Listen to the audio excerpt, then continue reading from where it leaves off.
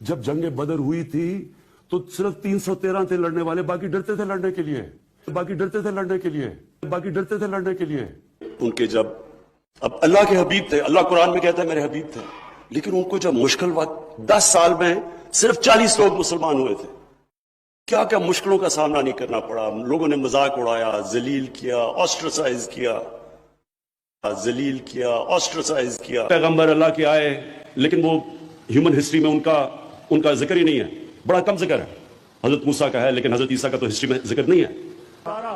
تو میں سمجھتا تھا کہ اللہ مجھے بھی ایک مشکل وقت سے گزار رہا ہے، میری تیاری کروا رہا ہے، جس طرح اس نے نبی کی تیاری کروائی،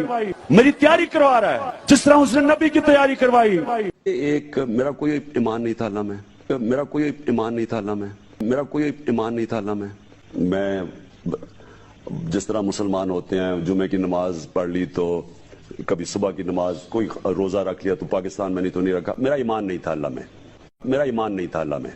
میرا ایمان نہیں تھا اللہ میں۔ جو میاں والی کی گرمی ہے، میں آپ کو یقین دلاتا ہوں کہ خدا نہ خواستہ اگر اللہ نے مجھے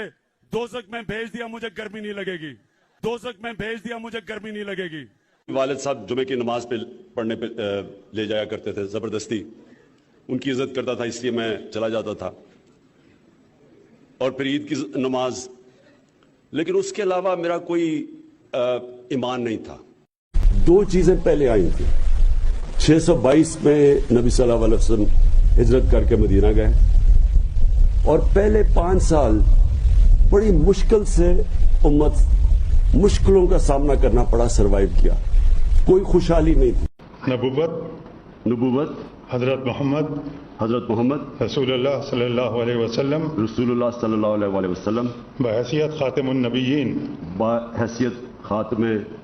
النبیون، خاتم نبیین، روز قیامت، روز قیادت، روز قیامت، روز قیامت، اور قرآن پاک و سنت کی